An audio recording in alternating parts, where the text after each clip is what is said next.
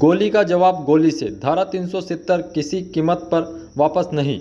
नौरेशा में गरजे अमित शाह। केंद्रीय गृह मंत्री अमित शाह ने जम्मू कश्मीर की नौशेरा में एक चुनावी रैली को संबोधित करते हुए नेशनल कॉन्फ्रेंस और कांग्रेस पर बड़ा हमला बोला। उन्होंने कहा कि जम्मू कश्मीर में इन दिनों पार्टियों की सरकार नहीं बनेगी। जम्मू कश्मीर से कांग्रेस ने उसका अधिकार छीना। 70 साल तक कश्मीर के लोगों का उनका हक नहीं मिला। विपक्ष 370 को वापस लाने की बात कर रहा है। शाह ने कहा कि आज जम्मू कश्मीर में हमारा तिरंगा शान से लहरा रहा है, लेकिन कांग्रेस नेशनल कॉन्फ्रेंस वाले कहते हैं कि हम शेख अब्दुल्ला वाला ध्वज वापस लाना चाहते हैं। फारूक साहब, जितना जोर लगाना है लगा लो, लेकिन अब कश्मीर में सिर्फ हमारा प्यारा तिरंगा ही लहराएगा। गोली का जवाब गोली से दिया जाएगा। मोदी सरकार ने आतंकवाद को पाताल में दफना दिया है। भारत का विजन है one earth one health cancer moonshot event में बोले पीएम मोदी, किया मदद का ऐलान। अमेरिका में आयोजित क्वाड शिखर सम्मेलन के बाद सदस्य देशों के नेता कैंसर मूनशॉट इवेंट में शामिल हुए। कार्यक्रम को संबोधित करते हुए पीएम मोदी ने कैंसर की रोकथाम के लिए $60.5 मिलियन के पैकेज और 4 करोड़ वैक्सीन डोज की घोषणा की। उन्होंने कहा, ये 4 करोड़ वैक्सीन डोज करोड़ों लोगों के जीवन में आशा की किरणें बनेगी। जैसा कि आप देख सकते हैं कि जब क्वाड कार्रवाई करता है तो यह सिर्फ देशों के लिए नहीं होता है, यह लोगों के लिए होता है। यह हमारे मानव केंद्रीय दृष्टिकोण का सच्चा सार है। बिग बॉस 18 में बीट टाउन की हसीनाओं का जलवा, बड़े पर्दों को छोड़ क्या शो में भी भिड़ेगी ये एक्टर्स। बिग बॉस 18 टेलीविज़न का famous reality show big boss 18 आजकल खूब सुर्खियों बटोर रहा है। जल्द ही शो का प्रोमो भी आने वाला है, जिसकी वजह से फैंस और भी ज़्यादा एक्साइटेड हैं। शो के कंटेस्ट को लेकर भी कई तरह के कयास लगाए जा रहे हैं। ये भी चर्चा हो रही है कि इस बार बिग बॉस 18 में सीजन में बॉलीवुड एक्टर्स भी नजर आने वाले हैं। ऐसा हमारा नहीं बल्कि लोगों का कहना है। आइए जानते हैं कि आखिर क्या है मजाक। तिरुपति प्रसाद विवाद के बीच डिप्टी सीएम पवन कल्याण 11 दिन के उपवास पर।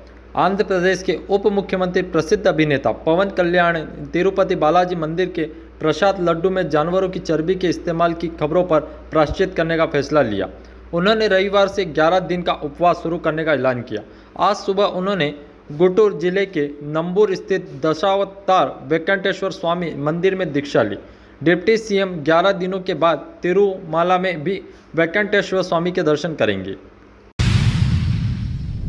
भारतीय नौसेना हिंद प्रशांत क्षेत्र में बढ़ाएगी युद्ध क्षमता। राजनाथ सिंह बोले, किसी भी सुरक्षा चुनौती के लिए रहेंगे तैयार। भारतीय नौसेना के शीर्ष कमांडो के हिंदी प्रशांत क्षेत्र में अपनी युद्ध क्षमता में पर्याप्त बढ़ोतरी करने का निर्णय लिया।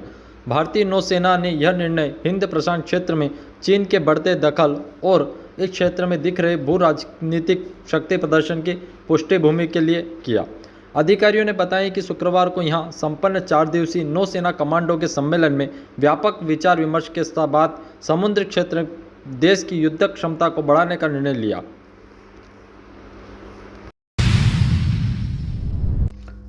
क्या बेटा इतना बड़ा हो गया कि मां को आंखें दिखाए? केजरीवाल ने मोहन भागवत से पूछे 5 सवाल। दिल्ली के मुख्यमंत्री पद से इस्तीफा देने के बाद आज आम आदमी पार्टी के राष्ट्रीय संयोजक अरविंद केजरीवाल ने जंतर मंतर जनता की अदालत को संबोधित किया। सवाल नंबर 1, जिस तरह मोदी जी देश भर में लाचार देकर या ईडी सीबीआई डर दिखाकर दूसरी पार्टी के नेताओं को तोड़ रहे हैं, सरकारें गिरा रहे हैं, क्या ये देश के लोकतंत्र के लिए सही है? सवाल नंबर 2, देश भर में सबसे ज़्यादा भ्रष्टाचारी नेताओं को मोदी ने अपनी पार्टी में शामिल करवाया, जिन नेताओं को कुछ दिन पहले उन्होंने खुद सबसे भ्रष्टाचारी बोला था। सवाल नंबर 3, बीजेपी आरएसएस की कोख से पैदा हुई है। कहा जाता है कि ये देखना आरएसएस की जिम्मेदारी है बीजेपी पद भ्रष्ट न हो। क्या आप आज की बीजेपी के कदमों से सहमत हैं? सवाल नंबर 4, जेपी नड्डा ने चुनाव के दौरान कहा कि बीजेपी को आरएसएस की जरूरत नहीं, आरएसएस बीजेपी की मां समान है। क्या बेटा इतना बड़ा हो गया कि मां को आंखें दिखाने लगा?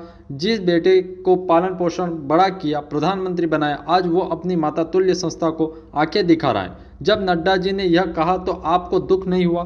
क्या आरएसएस के हर कार्यकर्ता को दुख नहीं हुआ? सवाल नंबर 5, आरएसएस बीजेपी ने मिलकर ये नियम बनाया था कि 75 वर्ष का होने पर किसी भी व्यक्ति को रिटायर होना पड़ेगा। इस कानून के तहत आडवाणी जी और मुरली मनोहर जोशी जी जैसे बड़े नेताओं को रिटायर कर दिया। अब अमित शाह कह रहे हैं कि वो रूल मोदी पर लागू नहीं होगा।